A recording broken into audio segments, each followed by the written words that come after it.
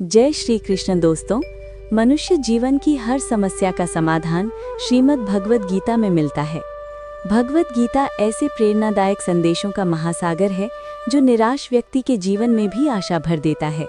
दोस्तों, मुझे पूरा विश्वास है कि आप इस वीडियो को अंत तक देखेंगे और इसके शब्दों को शांत मन से सुनकर समझेंगे। इससे न केवल आपके मन को शांति मिलेगी, बल्कि आपके विचारों और जीवन में भी बहुत सकारात्मक परिवर्तन आएगा।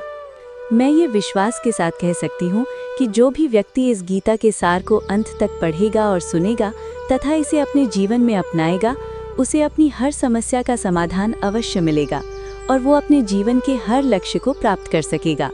इसलिए आपको प्रतिदिन गीता का सार अवश्य पढ़ना और सुनना चाहिए। तो चलिए, बिना समय गंवाए वीडियो शुरू करते हैं। दोस्तों, पिछले भाग में आपने श्रीमद् भगवद गीता के दिव्य ज्ञान को समझा। अब आगे उसी ज्ञान को और गहराई से समझते हैं। भगवान श्री कृष्ण अर्जुन से कहते हैं, हे अर्जुन, मनुष्य का सबसे बड़ा शत्रु उसका अपना मन ही है।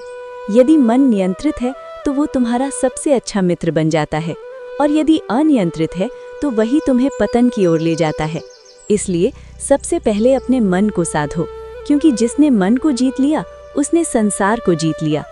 हे पार्थ, ये संसार कर्म का क्षेत्र है। यहाँ कोई भी व्यक्ति एक क्षण भी बिना कर्म किए नहीं रह सकता। हर व्यक्ति अपने स्वभाव के अनुसार कर्म करने के लिए बाध्य है। इसलिए अपने कर्तव्यों से भागना उचित नहीं, बल्कि उन्हें पूरी निष्ठा और ईमानदारी के साथ निभाना ही सच्चा धर्म है। भगवान श्री कृष्ण कहते हैं, जो व्यक्ति अपने कर्मों को मुझे अर्पित कर देता है वो बंधनों से मुक्त हो जाता है। उसे न सफलता का घमंड होता है, न असफलता का दुख।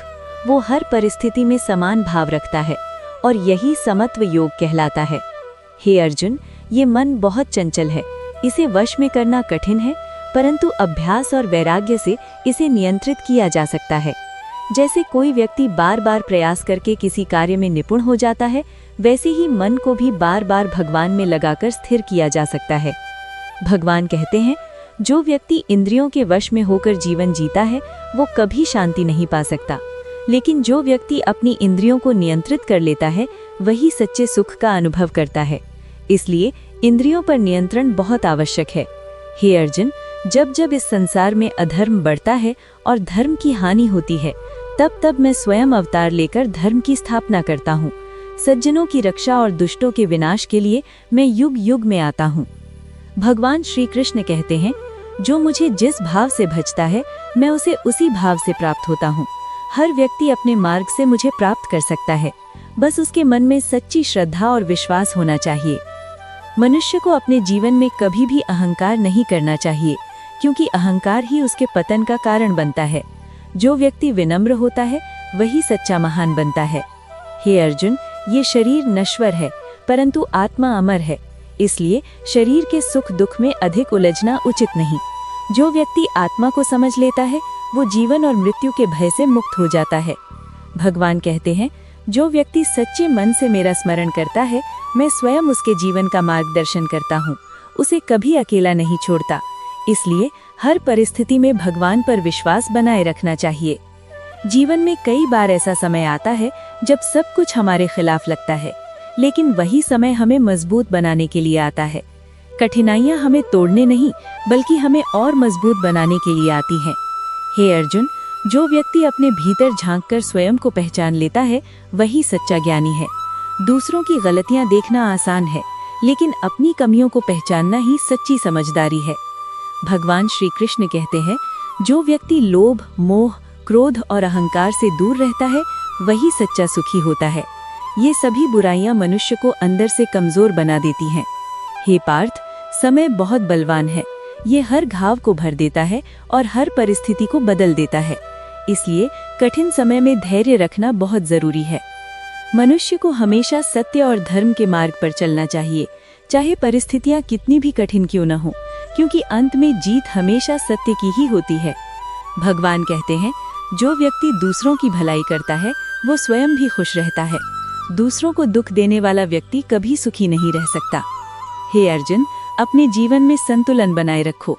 अधिक खुशी में भी बहकना नहीं और अधिक दुख में भी टूटना नहीं। यही जीवन का सबसे बड़ा रहस्य है। जो व्यक्ति हर परिस्थिति में भगवान का स्मरण करता है वो कभी निराश नहीं होता, क्योंकि उसे ये विश्वास होता है कि जो भी हो रहा है वो भगवान की इच्छा से हो रहा है और उसमें उसका भला ही छिपा है। अंत में भगवान श्री कृष्ण कहते हैं, हे अर्जुन, अपने सारे संदेह छोड़कर मेरी शरण में आ जाओ, मैं तुम्हें हर पाप से मुक्त कर दूंगा, तुम चिंता मत करो।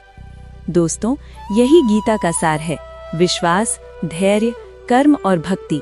यदि आप इन 4 बातों को अपने जीवन में अपना लेते हैं तो कोई भी समस्या आपको कमजोर नहीं बना सकती। इसलिए गीता के ज्ञान को केवल सुनने तक सीमित मत रखिए, बल्कि इसे अपने जीवन में उतारिए और अपने जीवन को सफल, सुखी और शांत बनाइए। अगर आपको ये भाग पसंद आया हो तो इसे जरूर शेयर करें और कमेंट में जय श्री राधे कृष्ण लिखना न भूलें। जय श्री राधे कृष्ण।